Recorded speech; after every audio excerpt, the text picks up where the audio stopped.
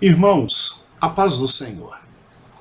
Vamos retomar toda a doutrina da graça.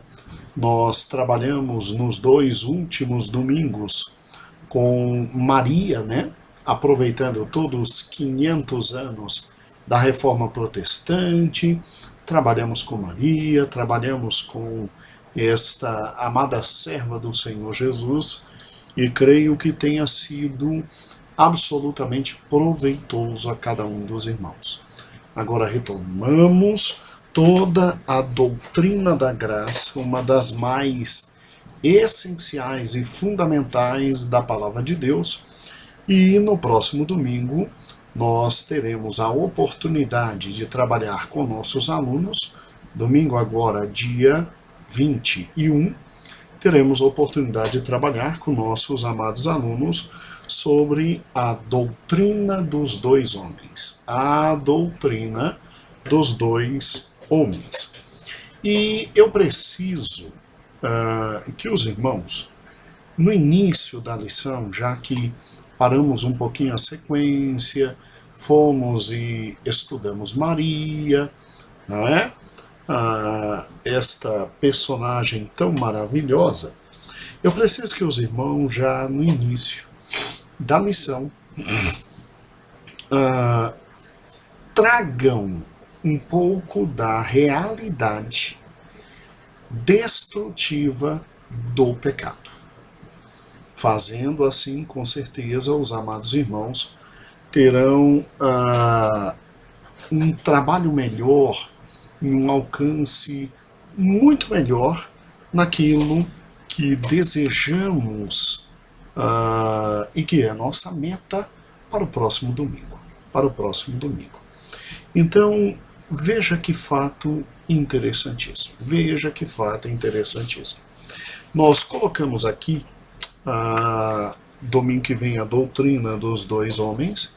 Nós colocamos aqui na página 20, na introdução, a seguinte expressão. Vamos juntos. Quando o homem pecou no Éden, vimos que tal fato atingiu toda a humanidade. O questionamento que se levanta é, mas por quê?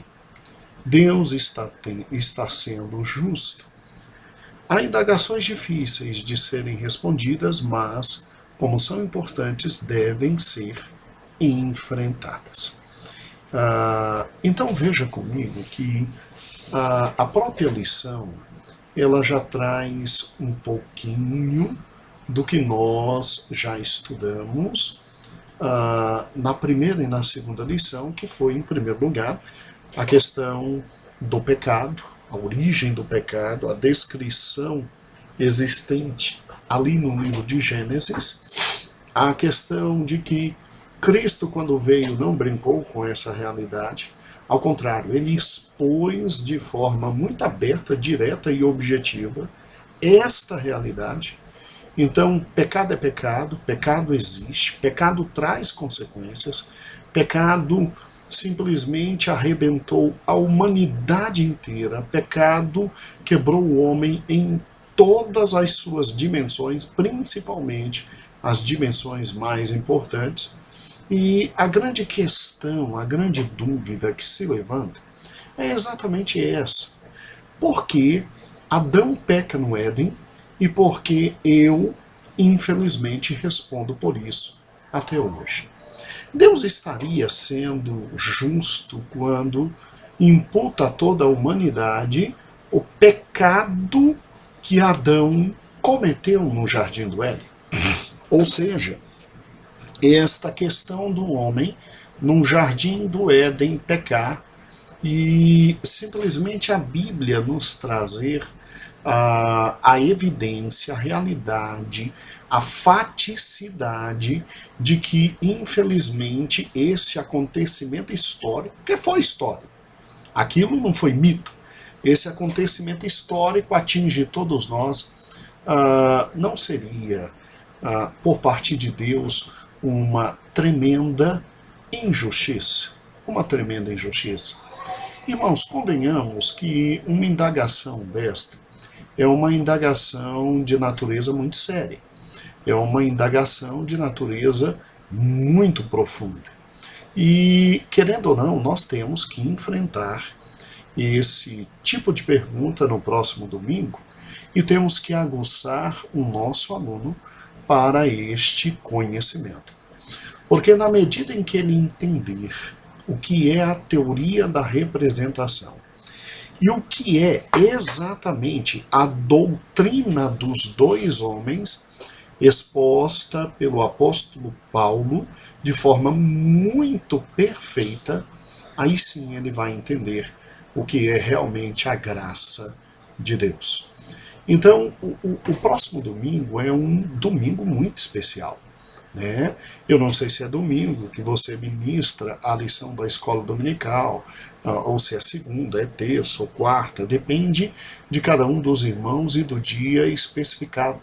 Mas a próxima aula é uma aula de reverberação importantíssima. Importantíssima.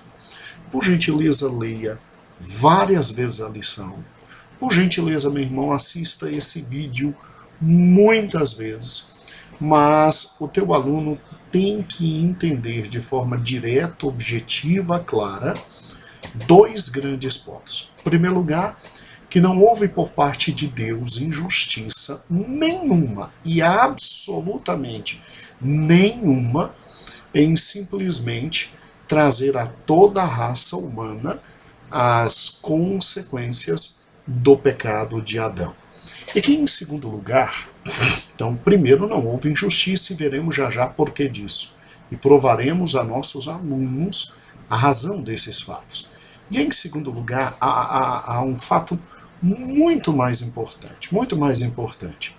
Trabalhando com a questão da representatividade e da existência de, na verdade, dois grandes representantes da raça humana, Deus então consegue de forma eficaz, direta, objetiva e profunda resolver de uma vez por todas a questão maligna do pecado.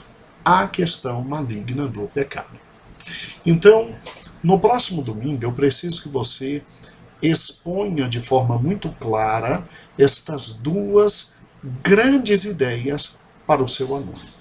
Eu preciso que ele entenda que houve por parte de Deus nenhuma esfera de injustiça ao simplesmente colocar Adão à prova, e em decorrência da queda de Adão, toda a raça humana cair com Adão e receber esta terrível natureza pecaminosa, e que, em razão disso, Deus poderia redimir toda a raça humana por intermédio de um segundo homem, o segundo Adão.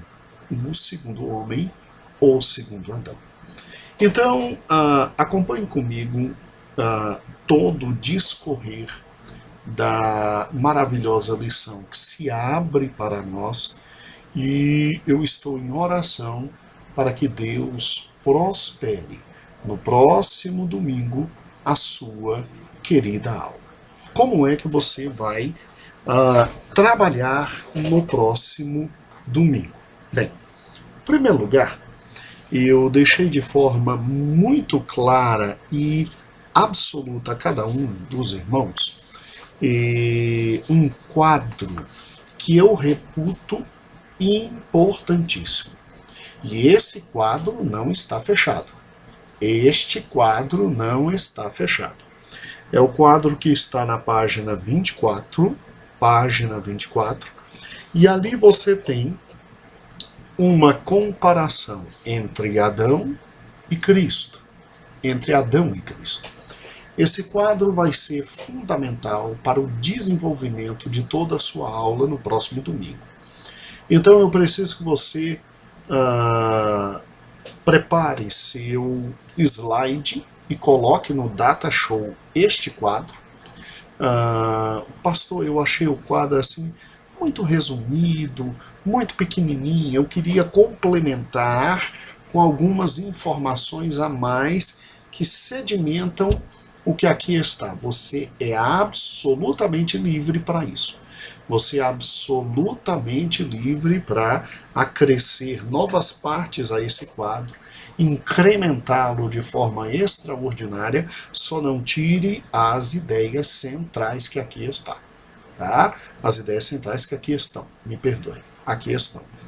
Então, eu preciso muito que o seu amado aluno, no próximo domingo, ele saia com esse quadro na cabeça e ele saia agradecendo a Deus por Cristo Jesus, pelo que Cristo Jesus fez.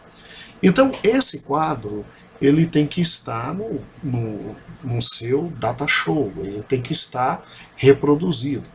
Professor, na minha igreja, querido pastor, eu não tenho data show ainda, né? Ainda. Já já você vai adquirir.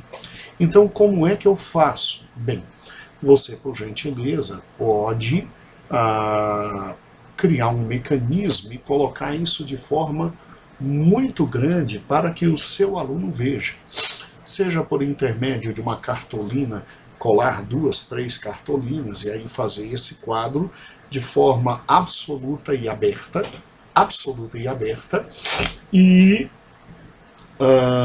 ou então você que tem um quadro negro na igreja, divide no meio quadro negro e anote todas as informações de um lado de Adão e do outro lado de nosso Senhor e Salvador Jesus Cristo, como aqui está, querendo acrescentar mais informações, por gentileza acrescente. Você está absolutamente livre, mas o mínimo que deve ser dado e ministrado é o que aqui está. Bem, por que pedir para que você trabalhe de forma muito forte com esse quadro? Vamos à aula. Em primeiro lugar, você vai olhar para o seu aluno que está encantado com a lição sobre Maria, e eu fiquei sabendo que as lições foram muito bem dadas, recebi e-mails de muitos professores, muitos pastores, recebi e-mails de alunos agradecendo por uma lição tão maravilhosa e profunda como aquela, e nós nos alegramos pelo fato disso ter ocorrido.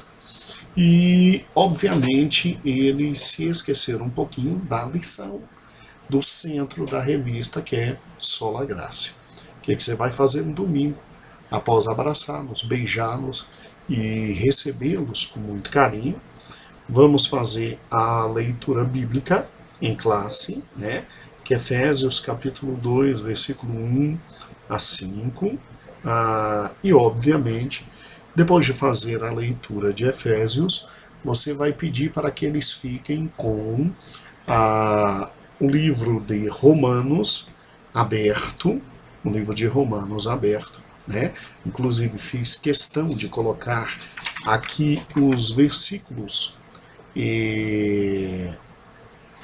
Romanos capítulo 5, fundamental, de 12 até o versículo 18, e coloquei aqui os versículos que reputo mais importantes, mas seria bom uma leitura, não de Romanos capítulo 5 inteiro, não é isso que eu estou pedindo, mas se você pegar a sua Bíblia, por gentileza, em Romanos, deixa eu só pegar aqui a minha, em Romanos capítulo 5, de forma muito clara, você vê uma divisão interessante, do 1 até o 11,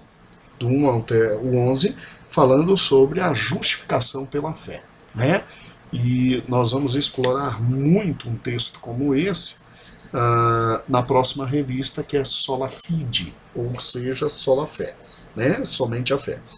Agora, eu gostaria muito que seus alunos estivessem com a Bíblia aberta em Romanos 5, do versículo 12 até o versículo 21, e aqueles que de repente não levarem a Bíblia, pelo menos tem aqui na página 21 e na página 22 os versículos mais relevantes. Ok? Então tá, vamos para a aula. Depois de você abraçar, beijar todos os alunos, e recebê-los, leia, faça a oração e, obviamente, use a introdução que aqui está, relembrando um pouco, mas é pouco. Não volta à primeira lição, relembra um pouquinho a primeira lição da seguinte forma, né? Você diz, irmãos, esse trimestre nós que estamos alegres pelos 50 anos do nosso ministério, tá? Porque a gente não trabalha isolado, né? Você tem que estar feliz pelos 50 anos do ministério. Se sua igreja tem 10 anos, 2 anos, 40 anos, glória a Deus. 60 anos, glória a Deus. Mas o ministério em que você está completa esse ano 50 anos. E é uma alegria incomensurável. Diga a eles, nós estamos felizes pelos 50 anos do ministério que fazemos parte. Agora, estamos também muito felizes pelos 500 anos da nossa reforma. E um dos gritos da reforma está no nosso brasão. Nosso brasão tem sola Escritura, solos Christus, que estudamos na primeira lição, na primeira revista, e nessa segunda revista do ano nós estamos estudando sola gratia, ou seja, somente a graça. Estamos trabalhando com a doutrina da graça. Aí você traz para o coração dele, com uma introdução como essa, a alegria dos 50 anos do ministério dele. Porque um dia, talvez, ele pare e pense e ele entenda que não são 50 dias, são 50 anos. Dos 500 anos dessa extraordinária reforma, à medida que a gente sempre fala e repete isso, no coração do servo de Deus, verdades e alegrias eternas se fixam. E aí você olha e você diz, amados, na primeira e na segunda lição destas revistas, nós vimos a questão do pecado. Como começou sola graça? Como a graça começou? E para entender a graça de Deus, só é possível compreender à luz do que foi realmente a questão relacionada ao pecado. Quão sério foi o pecado? Não sei quantos irmãos se lembram, isso é você falando com a turma, não sei quantos irmãos se lembram, mas a história que está no Jardim do Éden não é um mito, é uma verdade, é uma realidade. Ocorreu, o Senhor Deus criou o homem e a mulher, e infelizmente o homem e a mulher caíram em pecado. E a consequência foi extremamente séria e absoluta. Se não, vejamos, aí você pede para rapidamente eles abrirem na página 8. E aí você não vai reexplicar a lição, você só vai relembrá-los rapidamente dizendo, olha, a primeira coisa que o pecado fez foi romper a comunhão do homem com Deus. Olha aí, ó, ruptura com Deus. Segundo problema que o pecado trouxe foi absolutamente social, porque o homem rompeu seu relacionamento com o próximo. Só tinha Adão e Eva e já não mais se cheiravam muito bem. Houve uma ruptura do homem consigo mesmo, e o homem passou a ter sentimentos destrutivos, malignos, horríveis. Houve uma ruptura com a criação, e a criação que estava nas mãos do homem agora passou a ser aversa, né? Infelizmente, absolutamente aversa ao homem. E o pior de tudo, houve uma ruptura profunda com a questão do domínio, e o homem permitiu que forças malignas começassem a ter a possibilidade de agir na face da terra. Então o pecado foi algo muito sério. Se o pecado não tivesse sido algo muito sério, Jesus não teria se posicionado quanto ao pecado. E nós vimos na lição número 2 que Cristo, além de dizer que o pecado existe, Cristo ainda ratificou todos os problemas que o pecado trouxe para a humanidade. Todos os problemas. Então, a lição número 2, que os irmãos podem reler em casa, não há problema nenhum, né? Você tem Cristo se posicionando de forma muito clara, direta, objetiva, significativa quanto ao pecado e dizendo, ó, pecado é pecado existe e pecado leva para o inferno. Pecado leva para o inferno. Então, irmãos, quando você olha para o Éden, você vê que muita coisa séria ali existiu. E você nota que Adão não era qualquer um. Aqui é fundamental. Vê que você fez uma introdução rápida, saiu da primeira e da segunda lição, trouxe para eles a vontade de ler de novo a primeira e segunda lição. Quem não assistiu a primeira e a segunda lição acaba querendo ler em casa, você traz a turma para você e você traz a turma para a revista. Porque nós tivemos que sair da revista para falar sobre Maria, por causa do Dia das Mães. E aí você olha e você diz, então tudo que aconteceu no Éden é muito sério. Se nosso Senhor e Salvador Jesus Cristo ratificou todos os problemas que houveram no Éden e diz que realmente foi fato histórico que ocorreu e que o pecado aconteceu, e então o pecado é coisa séria. E a consequência do pecado realmente é mais séria ainda, que é a questão relacionada à morte. Então, partindo disso, é possível ver e entender que Adão não era qualquer um. Adão não era qualquer um. E que, quando Adão peca, a humanidade inteira com ele peca. A humanidade inteira com ele cai. E eu sei que muitas vezes não é simples entender isso, porque é uma pergunta que a gente se faz. Poxa, mas o pecado de Adão não foi só de Adão? Quem ouviu a palavra e a ordem, não coma do fruto do conhecimento, não foi Adão? Se ele caiu, não é, obviamente, problema absolutamente dele. Eu não estava no Éden, e sobre mim não pode recair aquilo que os outros fizeram. Não estaria Deus sendo injusto com Adão?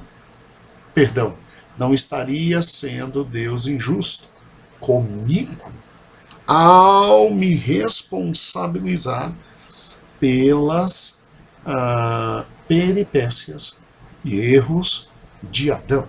Bem, o grande problema é Jesus Cristo.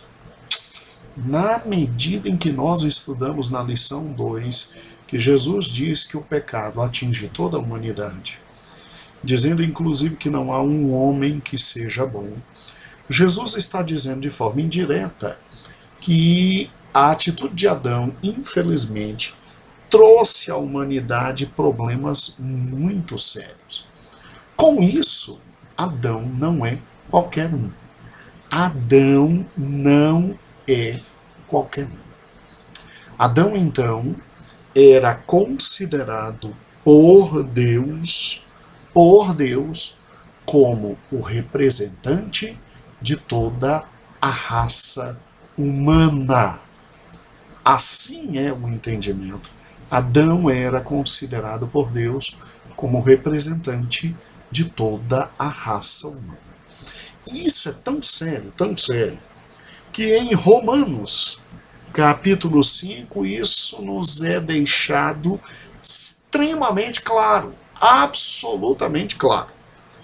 Aí o que você faz? Você lê com eles Romanos capítulo 5. Se você quiser ler Romanos capítulo 5, do versículo 12 até o versículo 21, excelente.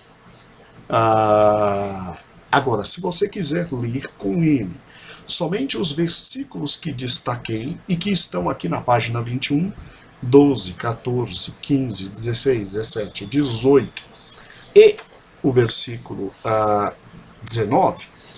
Então veja que de forma muito clara e absoluta, a Bíblia coloca toda a humanidade em Adão, dizendo que Adão é um grande representante da humanidade. Desculpe, eu só vou fechar a janela porque começou a chover forte aqui em Brasília. Só um momento. Então, a Bíblia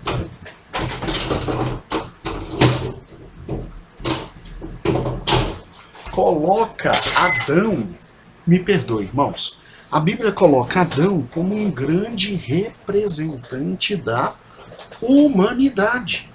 Veja que os versículos são extremamente sérios. Olha o versículo 12. Porque assim como por um só homem entrou o pecado, e o pecado no mundo, e pelo pecado a morte, assim a morte passou a todos, porque todos pecaram. Olha o versículo 14. No entanto, a morte reinou desde Adão até Moisés, mesmo sobre aqueles que não pecaram à semelhança da transgressão de Adão. Mas não é assim o dom gratuito da ofensa, porque pela ofensa de um morreram muitos. Então veja que eu escolhi de forma deliberadamente clara os versículos que estão em Romanos e que demonstram essa realidade de, em Adão, Deus ter um representante para toda a raça humana. E o fato de Adão caindo, toda a raça humana caindo. Aí vem a pergunta, mas por que disso? Quem pecou não foi Adão? Se Adão pecou, porque eu estou respondendo. Irmãos, Deus poderia fazer isso sem cometer nenhuma injustiça. Em primeiro lugar, por quê? Olha que interessante. Porque Adão não era qualquer um. Quando você olha para Adão, Adão foi o único ser humano criado com as próprias mãos do Senhor Jesus. Quando diz, façamos o homem à nossa imagem, à nossa semelhança, a coisa foi tão profunda, tão extraordinária, que a Bíblia diz que Deus pegou o barro e Deus formou o homem e Deus soprou no homem. Ao contrário de todos os outros seres, não se ouve a voz de Deus dizendo, suja o homem. Como se ouviu a voz de Deus, sujam árvores, aves, plantas, seres marinhos, seres aquáticos, seres terrestres. Não. O homem foi completamente diferenciado. Adão foi feito com a mão de Deus. Adão era perfeito, irmãos. Adão era extraordinário. E quando Deus sopra sobre Adão, ali está um ser, sem sombra de dúvidas, fantástico. Porque ali está um ser que simplesmente goza completamente da existência do próprio Deus, da graça do próprio Deus. Então veja que quando Deus cria o homem, Adão tinha condição de ser o cabeça de toda a raça, e Adão era absolutamente responsável por todos os seus atos. Irmãos, Adão não era qualquer um. Adão era simplesmente o melhor de todos nós. Não pense que Adão era um bobão, porque simplesmente não conhecia o bem e o mal. O bem e o mal. Adão era extraordinário. Capacidade mental fantástica e extraordinária. Capacidade de raciocínio extraordinária. Adão sabia lavrar, Adão sabia cuidar. Adão, ao ver a mulher, extraordinário poeta, Adão tinha habilidades extraordinárias. Adão era um homem simplesmente fantástico. Adão não era qualquer um. Adão não era qualquer um. Então, a indagação é extremamente simples. Será que se eu e você estivéssemos no lugar de Adão, nós não pecaríamos? Irmãos, nós pecaríamos. Não há como. Não há como. Adão era o melhor de nós. Adão era o melhor de nós e errou. E caiu. E caiu. Amados, quando na página 22 nós vemos o último texto que está em 1 Coríntios 15, 22, dizendo: pois como em Adão todos morrem, do mesmo modo em Cristo todos serão vivificados. Meu amado irmão, olha que interessante, as conclusões são bem simples. Leia com eles. Em Adão, a humanidade tem seu início. Deus o tinha como representante de toda a raça humana e o podia fazer, pois foi criado em perfeição, com atributos maravilhosos, imagem e semelhança de Deus, e com domínio sobre todas as coisas. Logo, Adão era o cabeça da raça humana e completamente responsável por seus atos. Peraí.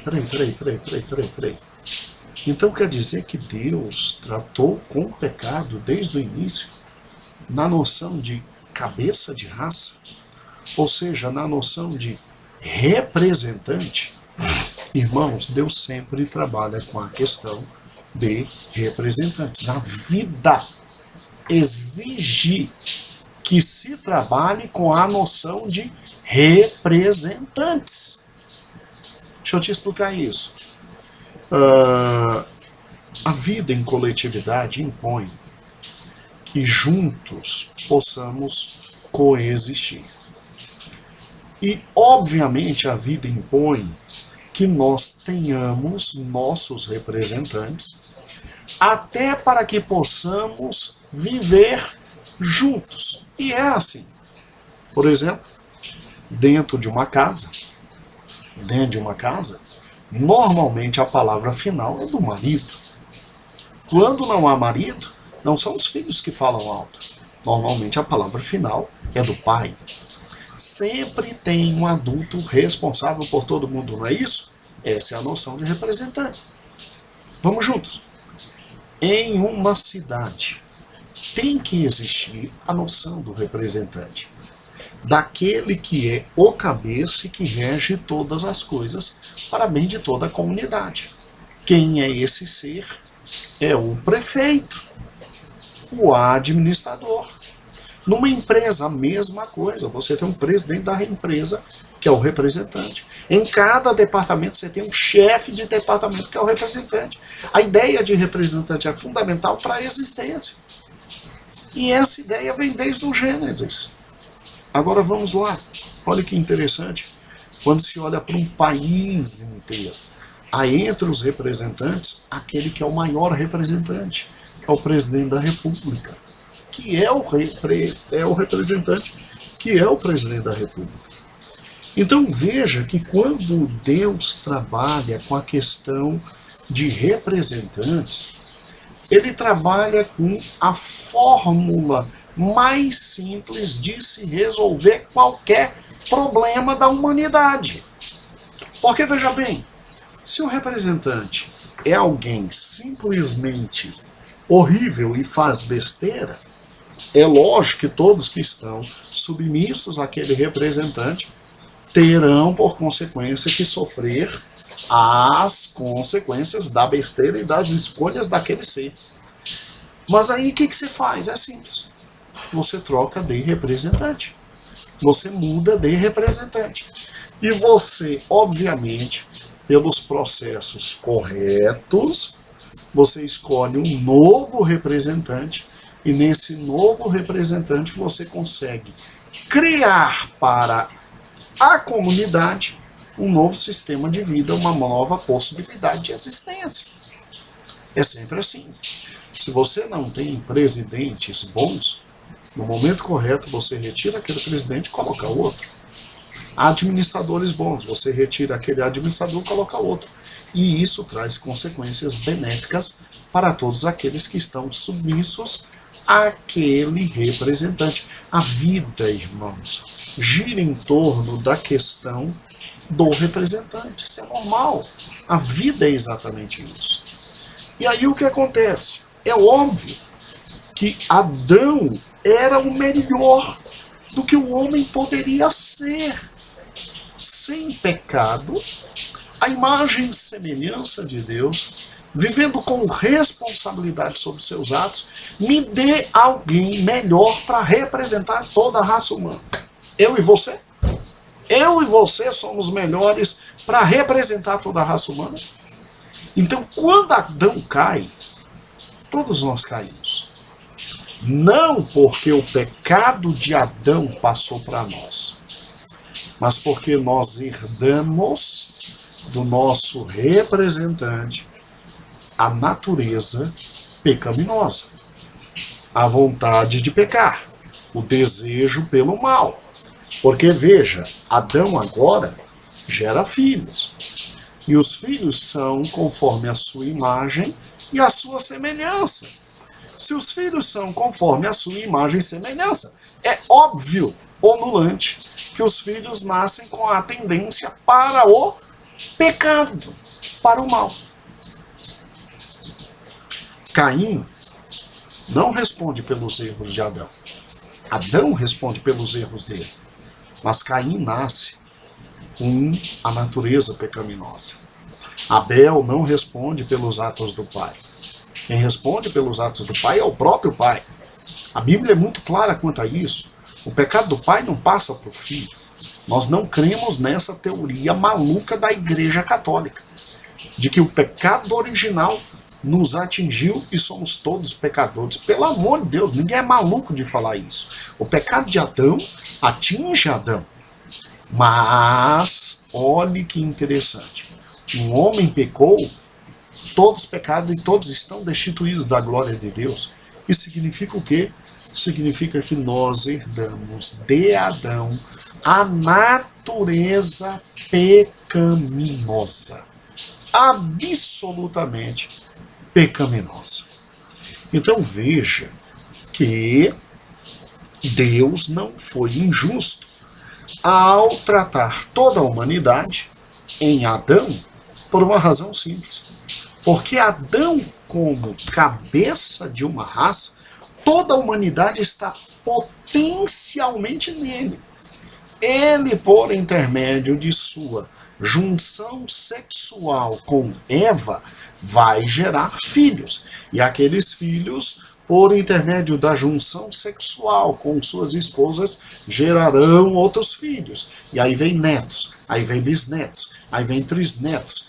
E a humanidade já nasce, então, com essa característica do primeiro homem, que é a natural tendência para o pecado. Esse é o motivo porque coloquei na página 22 exatamente o seguinte.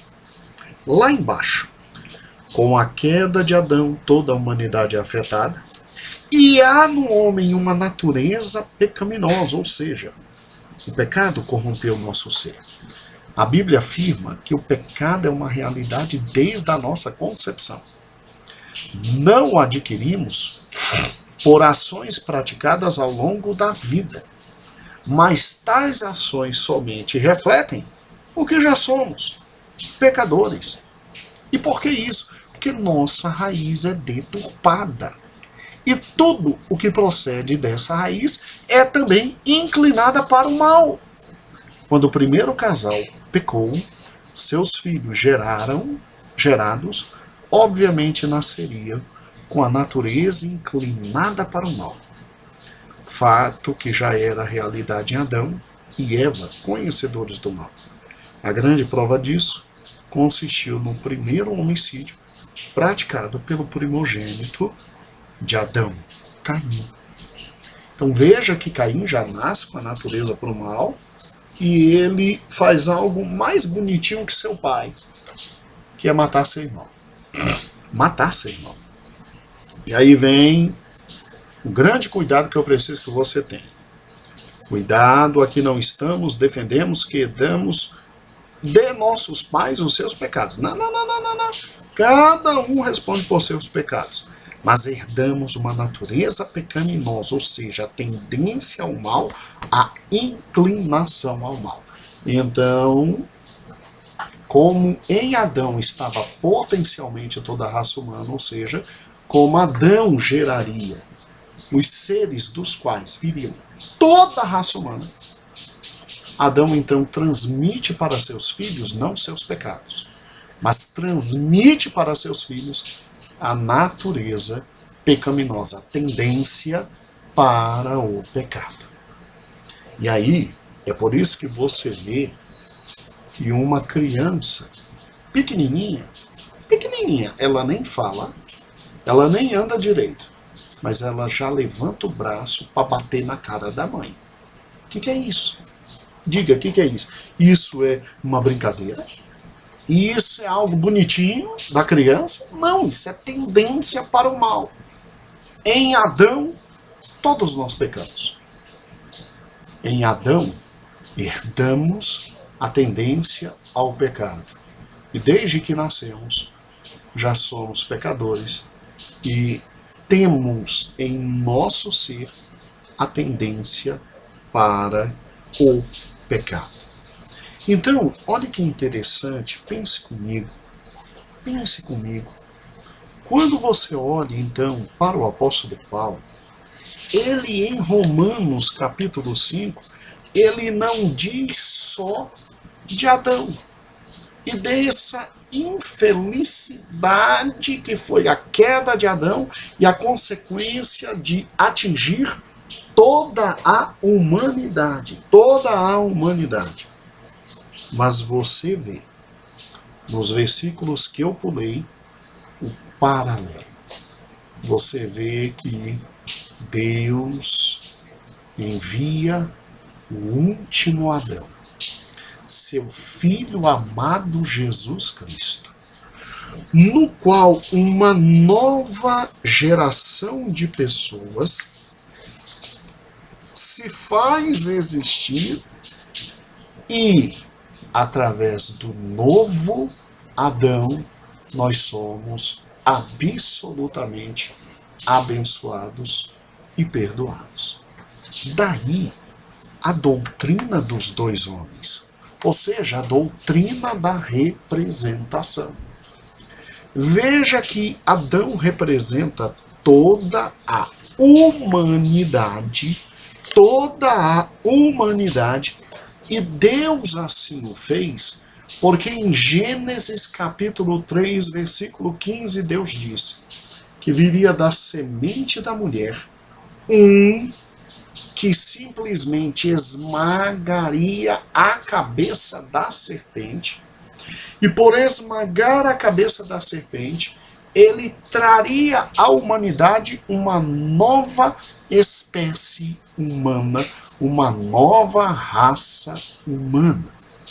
Então, quando Paulo fala dos dois Adãos, ou seja, quando Paulo faz um paralelo entre Adão e nosso Senhor e Salvador Jesus Cristo, Paulo está dizendo: Adão foi o primeiro homem e por Adão entrou todo o pecado no mundo.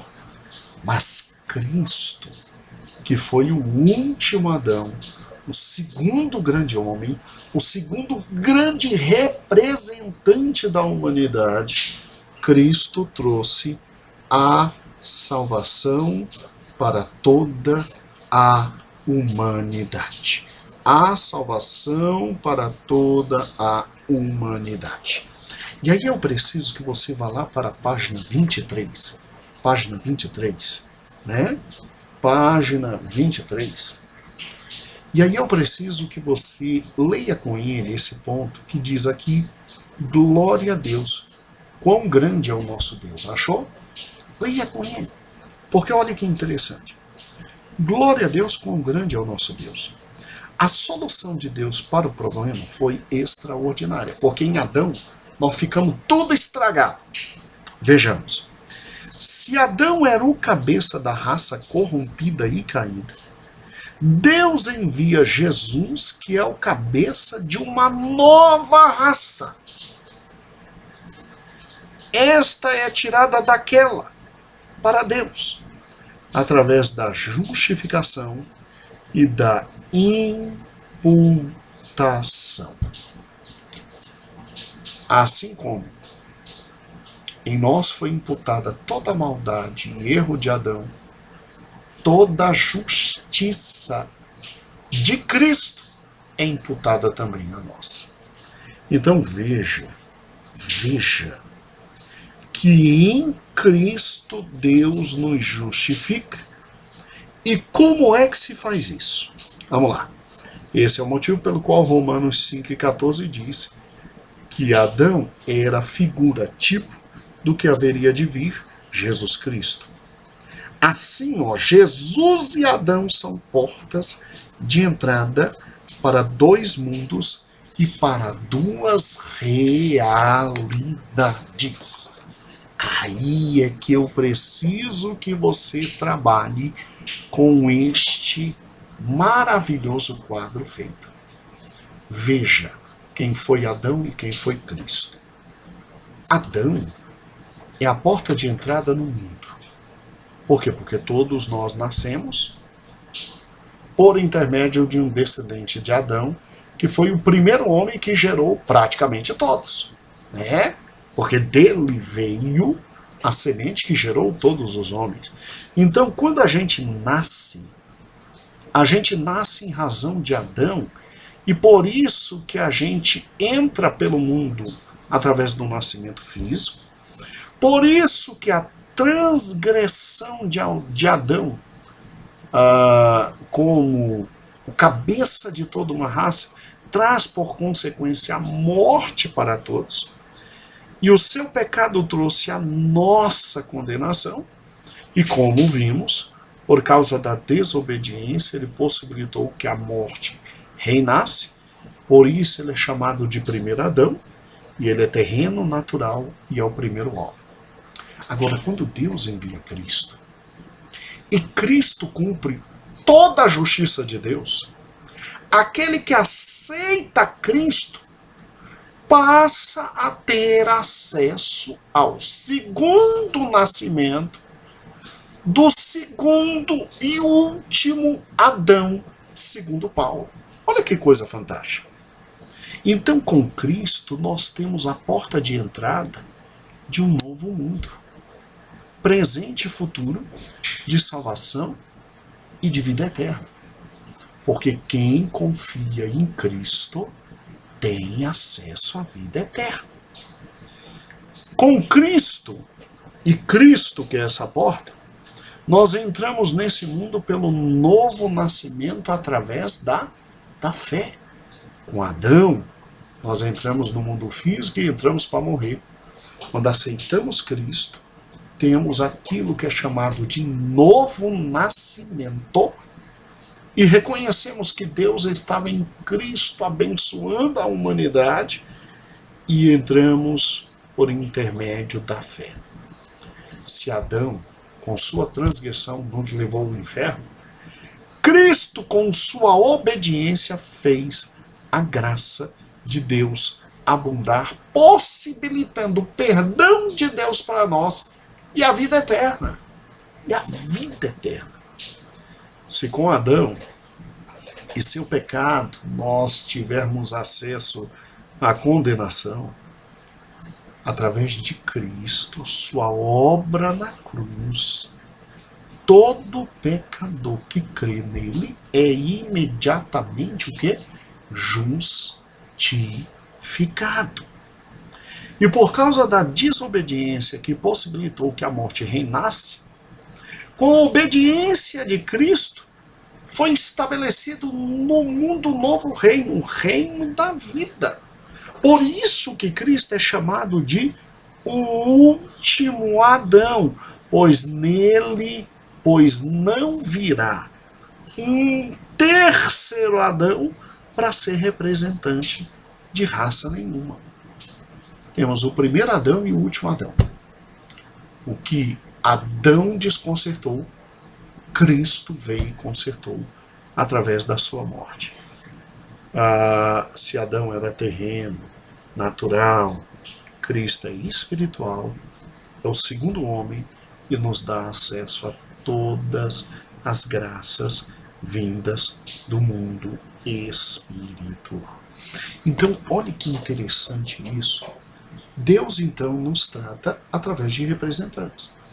Se o primeiro representante da raça humana era perfeito, extraordinário, fantástico, e com sua queda nos trouxe todo o pecado, toda a maldade, Deus então envia seu Filho, o torna homem por intermédio da encarnação, e por intermédio dele Deus cria um novo representante para a raça humana, que é Jesus Cristo, a quem Paulo chama de o último Adão. Então, quando a gente crê em Cristo, a gente crê no segundo representante enviado por Deus, que veio para simplesmente consertar todos os erros relacionados a Adão. E daí a doutrina dos dois homens. A doutrina dos dois homens. Olha que coisa fantástica, meu irmão. A doutrina dos dois homens, então, é esta verdade maravilhosa, inevitável, irrelutável, absolutamente fantástica, de que Deus,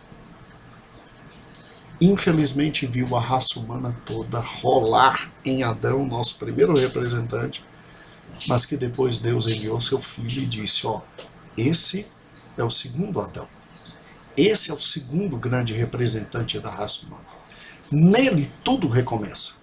Nele tudo é realizado. Nele, por intermédio dele, tudo vai ser feito a partir de agora.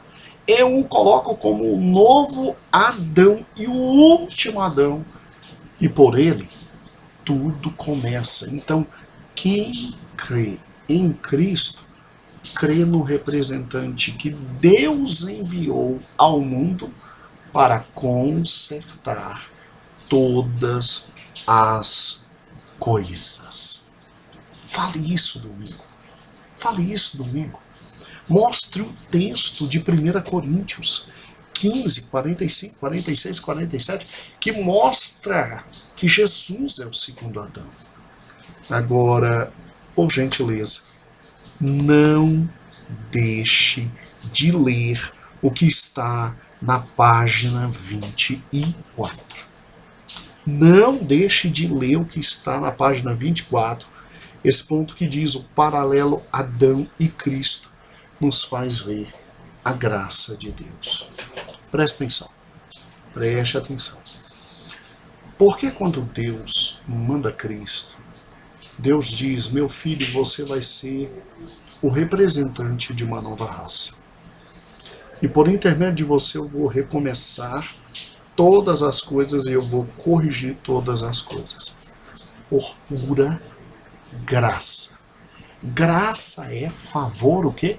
Imerecido. Amor imerecido. E a maior prova disso está na questão dos anjos caídos. Os anjos não tiveram o privilégio de serem tratados por Deus como raça. Os anjos foram tratados por Deus de forma individualizada. Deus não quis levantar um novo anjo e criar uma nova raça para redimir os anjos caídos. Então, Deus olha para aqueles seres absolutamente fantásticos e extraordinários, porque o que é o homem? O homem foi feito um pouco abaixo dos anjos.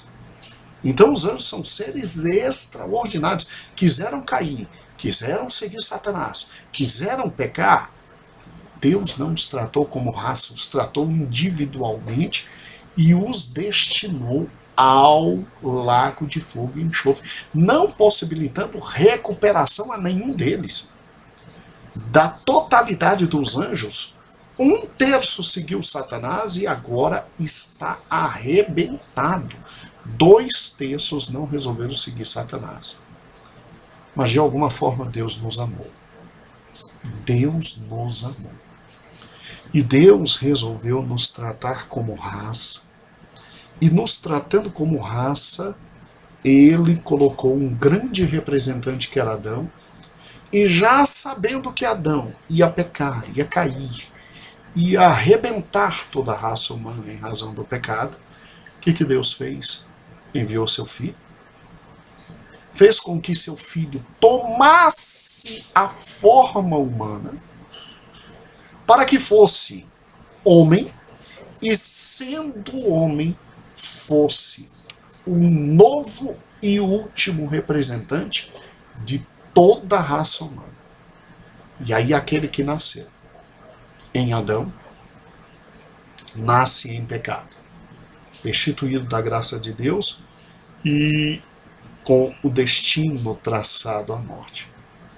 Mas se durante sua vida ouve o Evangelho e crê no segundo Adão, no representante que veio e que cumpriu tudo que Deus queria que ele cumprisse, e que cumpriu exatamente para que todo aquele que nele crê seja achado nele, escondido nele e tenha vida eterna, a este Deus salva. Porque Deus sabe perfeitamente que se o melhor de nós, que era Adão, caiu, nenhum de nós pode se levantar sozinho.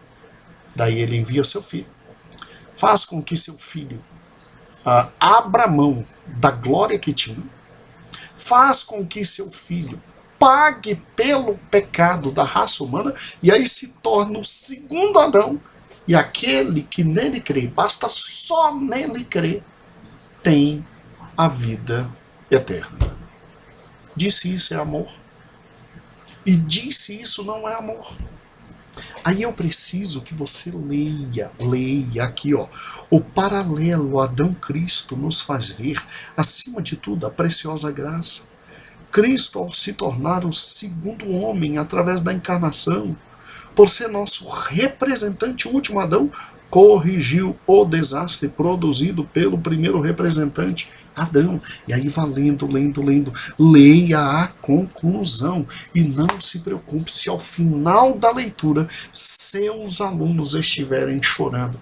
Isto é graça. Isso é graça, isso é amor imerecido. Assim como quando nós não estamos satisfeitos com nossos representantes, trocamos para melhorar. Deus não tinha obrigação nenhuma de trocar o nosso representante, mas ele o fez. Não melhorando nenhum de nós, porque nenhum de nós tinha condição de melhorar e ser representante de todos, mas enviando o que havia de mais precioso, que é seu Filho unigênito, para que todo aquele que nele crê não pereça, mas tenha a vida eterna. E quando Cristo se torna homem, ele se torna o último Adão, o representante de uma nova raça que agora vive para a vida eterna. E aí a doutrina dos dois representantes se termina perguntando: em que Adão você está? No velho ou no novo Adão? Irmãos, isso é amor. Amor imerecido. Amor extraordinário. Que Deus te abençoe. E te abençoe muito. A paz do Senhor.